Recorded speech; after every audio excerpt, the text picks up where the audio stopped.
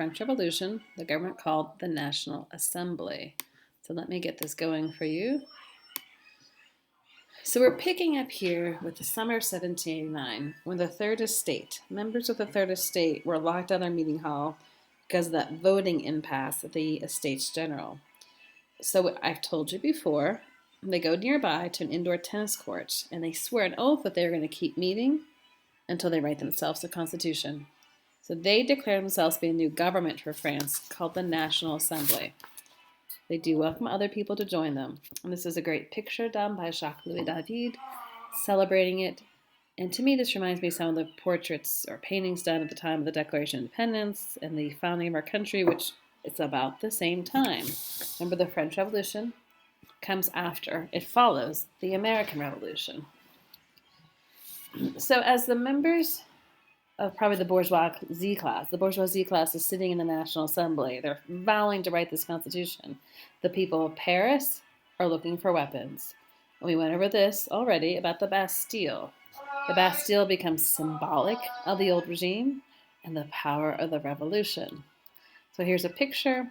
I believe there's about 800 people that stormed the Bastille. In the end, 18 died, 73 wounded, which I'm certainly not going to be asking that. But here I think you can see a great picture of how tall the ramparts were, how tall the building is. It looks like it's about 3 stories high. And we read that primary source document today in class about that.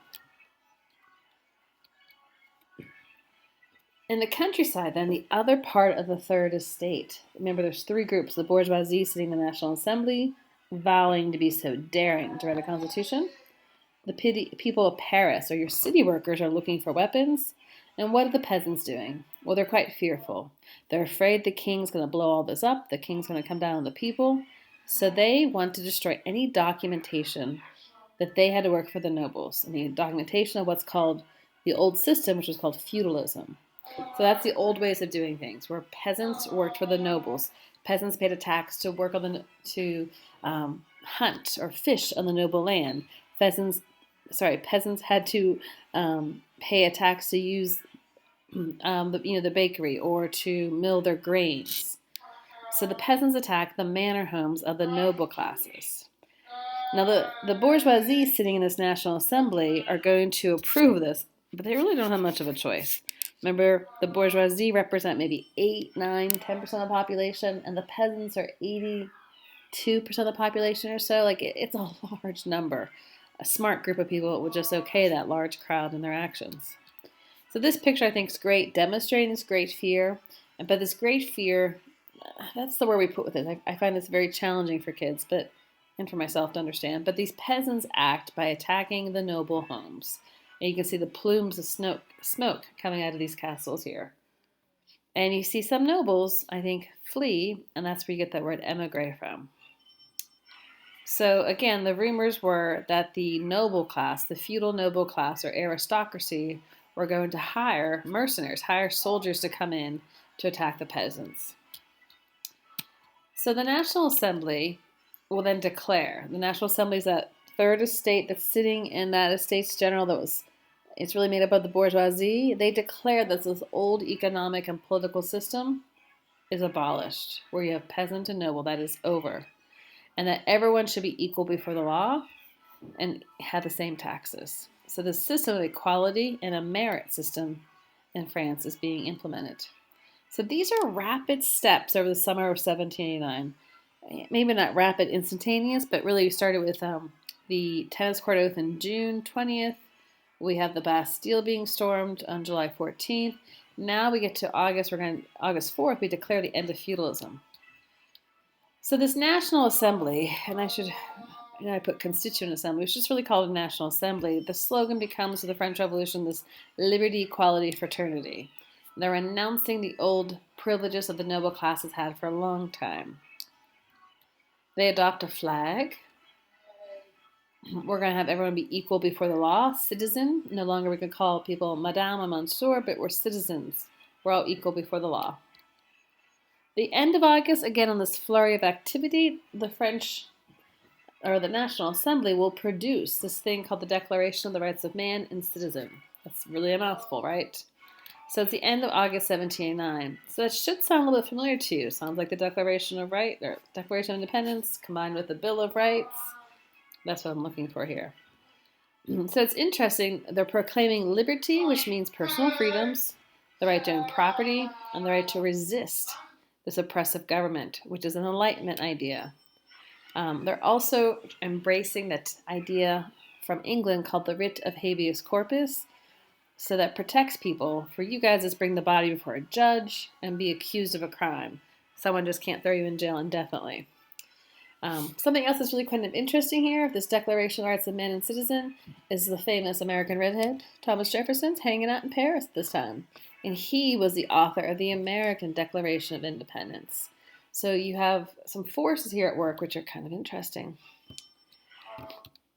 Now, this Declaration of the Rights of Man and Citizen, I'd love to have a nice discussion about this, but there are some key questions we should think about.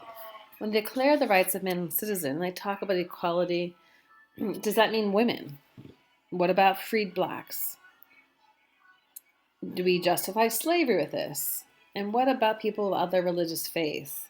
This is certainly an issue. At the time, religion, we have slavery, we have women's rights. I mean, a whole can of worms here, right?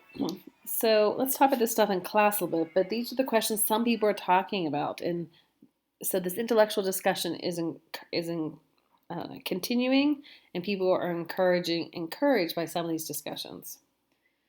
Now, as we move from August into September 1789, we want to talk about women. So particularly the women of Paris. They might be maids or servants in a household. They might just be a wife of a blacksmith or something. But women typically have the burden of dealing with the food, getting food every day. So the women of Paris are going to act. They act because they're hit really by this economic crisis. The economic crisis of huge increases for the price of bread and the shortages. So there's riots, there's an economic depression because of the economic crisis for the entire state. So the women of Paris demand action. They march from Paris to Versailles. I think it's a good 10 miles each way. And they attack Versailles. And this is in that movie we were watching in school about the French Revolution. This is an interesting picture. They're looking for literally bread. They're going to tear up the bedroom where Marie Antoinette will be, and she will seek safety with her husband. But this is the women of Paris. These women were angry.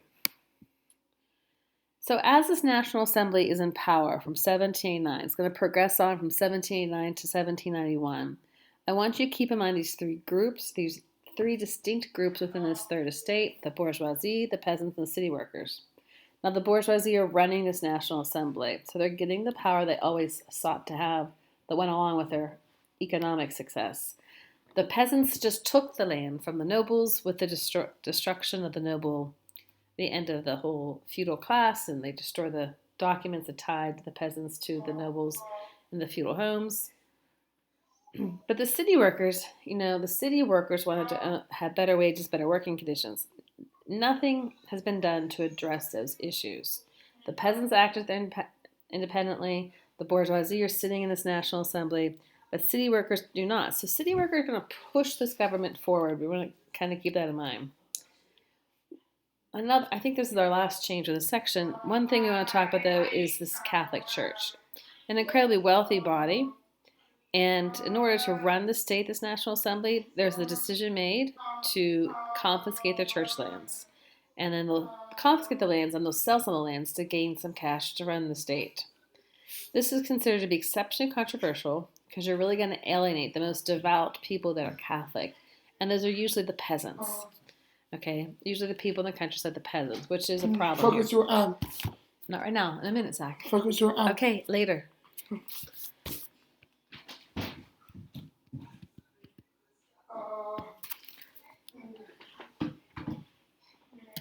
Sorry, keep going here. So the problems for the state of France is with the Catholic Church is we're going to seize the land and sell it. Then we're going to print paper money backed by this money they earn by the seizure of land.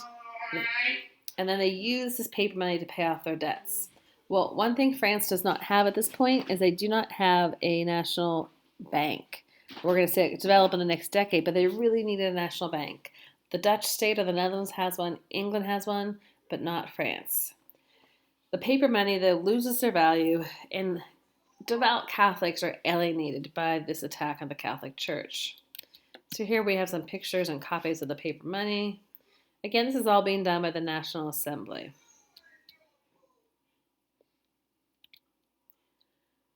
Another problem will be the oath of loyalty. The National Assembly will ask the members of the Catholic Church to swear an oath of loyalty to the state over Rome, over the Catholic Church. So the oath of loyalty, which is the government, over the Catholic Church, which is important, which of course devout Catholics would not do at this time. I mean, that's always a challenge for people, even through today. Who do you answer to? The head of your church, or do you answer to your state? What's most important? It's the debate for all time. So by the end of 1791, we do see the National Assembly produce that constitution they were trying to produce. And this is an interesting picture showing you this. So the Constitution of 1791, this is part of your National Assembly assignment, and there's a nice graphic in your textbook. But look at this picture. We have power emanating out of this Constitution. Lady Liberty kind of standing there in the center. She's handing the Constitution to the king. So we're going to keep the king in some sort of limited position, and power comes from the Constitution. You have scientists on the left, using some new technology to watch this happen. You have these couple people around. But the Constitution of 1791 will be important. We're going to keep the king, but his power is limited. We'll have a single elected body called a National Assembly, which has the right to tax, much like we saw in England 100 years earlier. They have a judicial branch or courts. It granted some religious freedom and left the power in the state with the middle class, and okayed or allowed the peasants to keep their land.